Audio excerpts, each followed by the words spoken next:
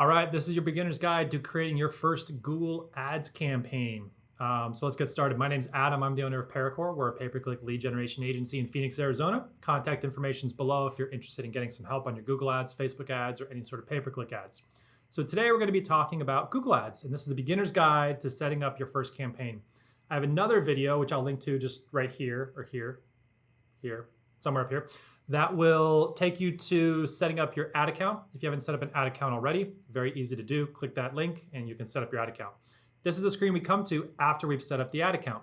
So it obviously prompts you here to create a new campaign. You can click here on the campaign section also, and this little blue button will allow you to create a new campaign. After you've created your first, I don't think you're gonna see this overview piece here, so you're gonna wanna go to campaigns and then the little button here. So boom, I'm gonna click that, new campaign. Now, we have a couple different options when it comes to the type of campaign we are going to build. So we have, and really like the thing to look at is what it's outlining here at the top. So driving sales online, in-app, by phone or in store, and then campaign types, search, display, shopping, video, smart discovery. So leads, search, display, shopping, video, smart discovery. Search, display, shopping, video, discovery. Campaign type, video only. So this is brand consideration. Brand awareness is display and video only. App is just app campaigns. Local store is local campaigns. And then it says without the goals guidance, but I tend to use these. So we typically use sales if we're doing something like shopping, but if you're doing lead generation, which is something that if you're doing a Google search campaign, there's a good chance you're doing lead generation, then I would do this. If you're doing a shopping campaign, then I would do sales. I'm trying to think of anything else. Website traffic. I never do website traffic. Maybe I should. And then these are the brand awareness campaigns. We actually typically don't use that often. Apps, you have to use apps, and local store, you have to use local store. So I'm going to click leads, and then you get to choose what type of campaign. We're going to be doing a search campaign, which is a very basic type of campaign when you go into Google and you search. So we're going to be doing PPC agency. We'll just do PPC agency Phoenix, which is where we're at. This is the type of campaign we're building here. So you go in, you do PPC agency, and these PPC agencies come up, right? So add. So I'm going to go back here and I will do search. And then I'm going to do lead form submissions. So this is really, oh no, I'm sorry, not lead form submissions. Website visits. Yes. And then I'm just going to put in my company website here. I definitely recommend that you do a landing page and not a website, but for the purposes of this video, we're going to do a website. Lead forms are a different thing that Google has where a lead form just opens up on the ad itself. And then create a conversion action. I'm not going to go into that right now. That's creating a conversion. So we'll do that in a separate video. All right, I'm going to do continue. All right, automatically saved as drafts. That's great. Thanks, Google. Go back. I don't want to leave. Oh, get started. Geez. So this is what happens. Exit the guide. Leave. Great. All right, so now we have our campaign set up. So we have type is search, and then we have leads, and the campaign name. I'm just going to make this PPC agency, something like that. Now we have the search network, which is ads can appear near the Google search results and other Google sites when people search terms that are relevant to your keywords. So we want to do Google search network. I do not include search partners. So I do not like that. Search partners are just other websites where people are searching and your ads come up. Like I want people to go to Google and search. And then the display network, I don't include the display network either. I unclick both of those. Now, if you're trying to increase volume or you're wanting to do some testing, go ahead and include it. A lot of times, in my experience, we don't use them very often. They don't tend to spend as much as the search network itself, but we take them off. I always like hitting the more settings options just to see what else we have going on here. Campaign URL, this is really important for tracking your campaigns. So, when it comes to a tracking, so for the campaign URL, typically what we do is we do LP URL, which is a parameter, which means landing page URL. And then we do question mark, and then UTM underscore campaign equals, PPC agency. And that %20 represents a space. I have an entire video on UTM tags that I'll link to just right up here. However, campaign URL options at the campaign level are really, really, really valuable. We use them all the time, and we prefer them over the ad set level and the ad level because you can just change them here and it doesn't reset the ad, and it's just easy to manage. So go on over to my UTM video to learn about UTM tags, and we set up these tracking templates just like this. I actually just paused the video there a second to pull over one of the tracking templates that we use the most often. So I'm going to paste it here. Now what you'll see is I have landing page URL. That means that no matter what landing page we're using, it's going to insert that URL into this position. It's called a variable. So this whole thing from the braces to the braces. So because I put in Paracore up here, somewhere up there, because I put in Paracore, the https paracore.com is going to drop here. And then UTM medium, we use PPC. You do a question mark after that. UTM medium is PPC. Then you do the and sign. UTM source equals Google. If you're doing YouTube, I like to do YouTube, even though some people do Google, but I would do YouTube. UTM campaign. So this is sort of the campaign name if you're running like PPC agency, or if you're doing like Facebook ads, you might want to name it Facebook agency versus a search agency. Like this just sort of like breaks down your different campaigns. And then UTM term equals keyword. And we do the variable here as well, braces keyword. Now, if your landing page isn't set up to take in this information, it might not be valuable for you to put in here right now. However, if you're using Unbounce or you're using other landing page providers and you want to know where the leads are coming from, this is really a good habit to get into. I mean, I cannot tell you, I would say 90% of campaigns that we take over don't really use tracking templates. And if they do, a lot of times they're used on the ad set or ad level. If they use it at the ad level and you change the tracking template, it then like creates a new ad. So we always do them at the campaign level. We prefer it that way. We don't use the final URL suffix or the custom parameters most often. So dynamic ads, we're not going to use dynamic search ad setting. We're not going to get into that. Ad scheduling, if you want to show ads Monday through Friday, you know, if you want them to be on certain times, if you don't have someone available to answer the phone after hours, you must do ad scheduling. So all days do, you know, 8 a.m. I'll do this right now. So 9 a.m. to, you know, 4 p.m., which is 1600. So, and then I have to hit, oh no, I don't have to hit that. All days, 9 a.m. to 4 p.m. I mean, especially if you have a phone call on your landing page, I mean, I just don't recommend it. Now, you can run it and return phone calls, but like people just don't like to really leave messages. So this is what I would recommend, especially if you have a lower budget and you're just getting started. Just add the ad scheduling and just don't run them after hours. It doesn't make any sense. All right, target audience. I'm going to do United States, but it's very easy to change this. So if you're just running in a certain location, let's say you're just in like, you know, let's say we're just doing, I'll just do Phoenix to keep it easy. So I'll do Phoenix Metro, Phoenix DMA. Yeah, I'll do the DMA because once we do this guy, you can then hit advanced search and it shows you the region a little bit better. Oh geez, yeah, we don't want that. So Phoenix is down here. So this includes Flagstaff, Cottonwood, doesn't include Tucson, but I'm going to kill that and I'm going to go Phoenix right here. Yeah, so then this doesn't include these other areas. So you would think that I've done this before. So I might do radius and then I might do Phoenix, target, and then now this is a little bit better. I'll do 30 miles, sorry, 40 miles. Oh, gotta kill this. All right, Phoenix, 40 miles. So that like really covers the Phoenix area.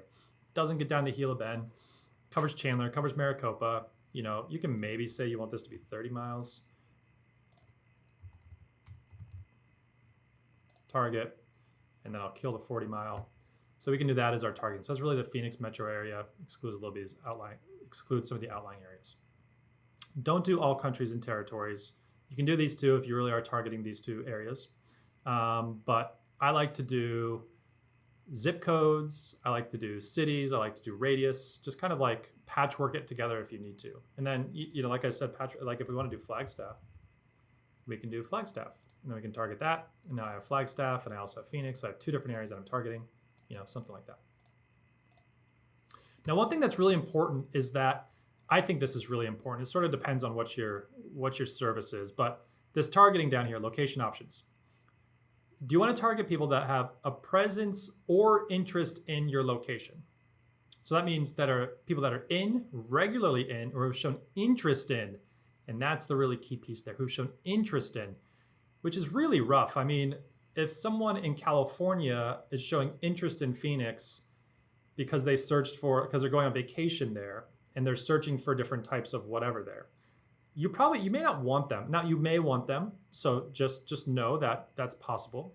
But if I'm looking for companies in the Phoenix area and I want to work with companies in Phoenix, then I might do presence people in or regularly in your targeted location. I really like this one. This means that the person physically has to reside in my targeted location. Physically sitting there. Not interested in. So this is not someone that's in California saying Arizona PPC agency. We would not show up. However, if someone's in the Phoenix area and they type in, even if they type in, California PPC agency, we might do like a negative on that, but this means that they're physically in the location. So I really like this one. This is really important. We make this change a lot on a lot of our accounts. Sometimes we don't. This also excludes countries like India, Pakistan, a lot of the countries that generate a ton of traffic to your ads and click on the ads and drive up costs. It prevents them from finding your ads because they're not physically in the location. So this will do that. I've seen this a lot in the legal space, where people are, especially if you have something generic like criminal defense firm, this will just like kill it because other countries will just drive up the costs. So do in my personal opinion. And then if you're excluding locations, then it defaults to presence. So we typically leave that. English is fine. You can leave that. Audiences, don't worry about this. This is a little bit more advanced. You can just skip that. Budget, I'm gonna go $50 a day. It's probably not enough for my type of campaign, but I'm gonna do it. And then we wanna focus on conversions. Now, what I like to do is I personally like to focus on clicks to start. This sort of like maxes out the clicks until there's a certain amount of data. And then I like to set a maximum cost per click limit. So this might be, for PPC agency, it might be $25. It's kind of an expensive category. You got a bunch of PPC companies competing in a PPC platform. Or maybe it's $20 or something. I don't know. So I like to maximize clicks, and then I might convert it to conversions after we have seen some conversions come through. And then you can also select a bid strategy directly. You could do manual CPC, which a lot of people like. I like using some of these automated methods, especially early on, to just kind of get the data going and get the campaign running. Most often early on in the campaign, it's not going to be performing well in most cases. And this allows it to just like generate some more activity out the gate. I'm not going to talk about all these different ones, but I like maximize clicks. You could also do manual CPC, and then you could leave enhanced CPC on, and then you have to set the bids specifically. But I'm going to do maximize clicks. I'm going to set a bid limit of $20. As I said, I like to do all the show more settings. Account level conversion, we're gonna focus on conversions, which is fine. Ad rotation, prefer best performing ads. Excuse me. I'm not going to do these site links and callouts and call extensions. These can be a separate video altogether. So you can go ahead and skip these for now, although these are really important. If you're creating ads, definitely research site link extensions, call out, call, and all the extensions you can do. Location extensions, review extensions, just whatever. They have image extensions now. These are really important. I'm just going to skip them for now and create a separate video on them. All right, so the campaign is set up. That's great. Feeling good about that. Now we're going to do ad groups. Leave the guide. So I like to do ad groups in basically the single keyword ad group sort of mentality. So ad group 1, I'm going to do PPC agency. And then I will do, well, actually, this is kind of showing me, this is pulling off my website. So actually, I'm going to do PPC company. That tends to be what people search for more. That's the name of the ad group. And then keywords, I guess it's already added all these keywords. Good Lord, Google, you guys are pros. So we're going to do PPC company. And I'm going to do an exact match. And then I'm going to do PPC company as a phrase match. Now, I like doing this. I like these single keyword ad groups. I know that people have, some people have moved away from them. I also like single intent ad groups. So if you're doing like a law firm and it's like bankruptcy attorney, I won't also do a separate one for bankruptcy lawyer. I'll do both of those in the same one. So, in this case, we could very easily say PPC agency, right?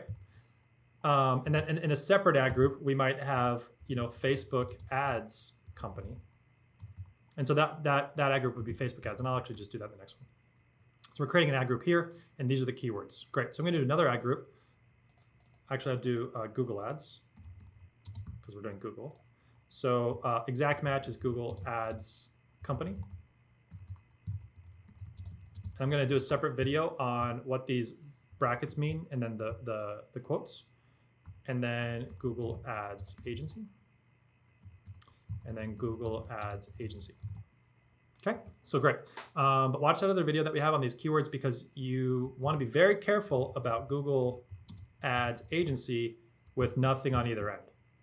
That is a recipe for potential disaster. Sometimes it works out really well if you know what you're doing. We're doing that a lot more lately, doing broad match campaigns, but a lot of times it doesn't. So just an FYI. All right, so we saved that. We're moving on to the next step. Now we're going to create our ads.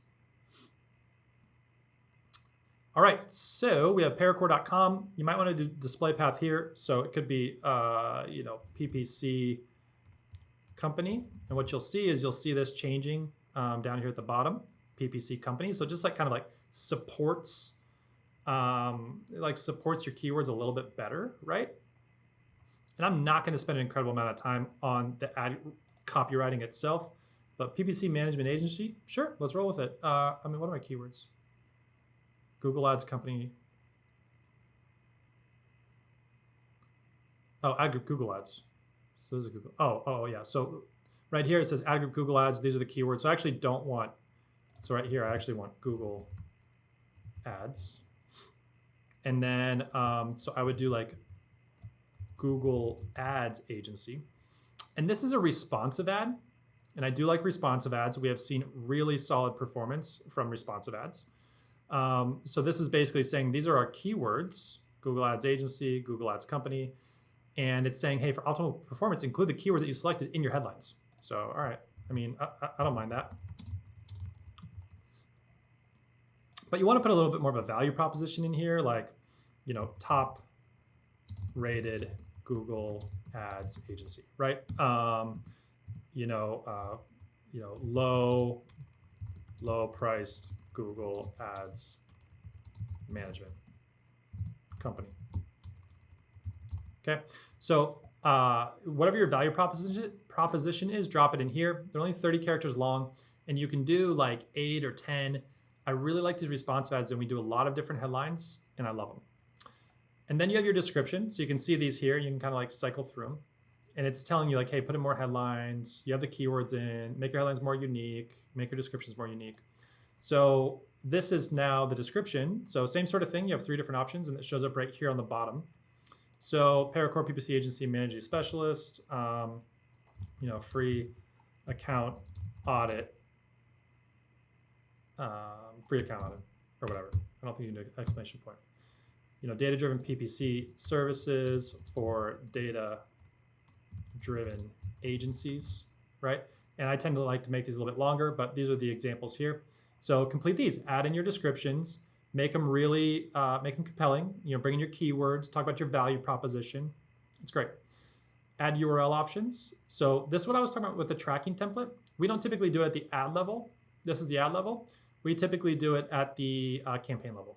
So if you need to do it at the ad level, go for it. But if you don't, then don't. All right, so that was, that compressed, I think. Did I kill that? Did I kill that? Good Lord, people. I feel like I killed it. I don't know how I did that. Well, Google ads. I want this suggestion. I want the view ideas. Well, just great. I mean, these are not very good ideas, but anyways, they are ideas. So we'll just drop them in there, and then more ideas. All right. So I don't know why these disappeared. I don't know what I did.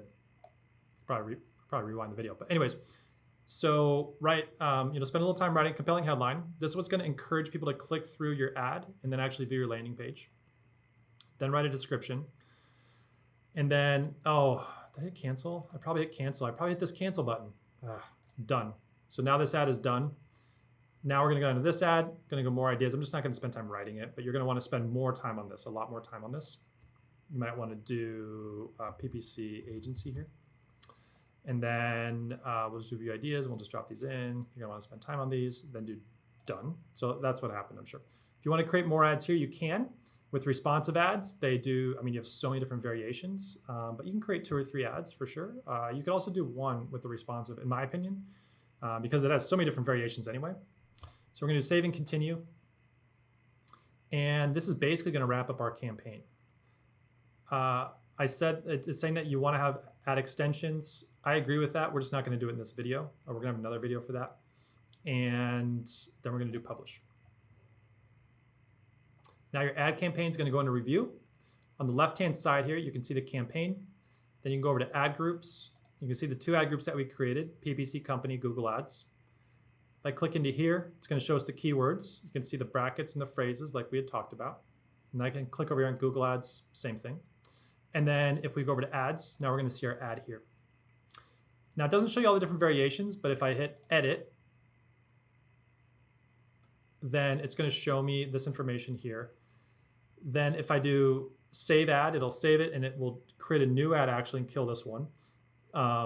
When you edit an ad, it actually archives the old ad, creates a new ad. So I try not to change ads very often, but sometimes you need to do it. And then it's ready to go. So you'll see that this is a pending under review. It's a responsive search ad. Once this is done, if you've entered your billing information, it'll start running. It typically takes, with a brand new campaign, it might take longer, but we typically see, I launched a campaign yesterday and I want to say that it took like 6 hours for the responsive ad to be approved. A lot of times I've seen it done faster. I want to say like in a couple hours, like maybe 2 hours. So if it's more than like a day, it's probably getting a little bit long, but it should be within probably 6 hours has been my experience. All right, that's creating a basic Google search ads campaign. Thanks for watching. If you have any questions, please leave them below. If the video was helpful, please hit the like button and subscribe to the channel. And I appreciate you, and we'll see you in the next video.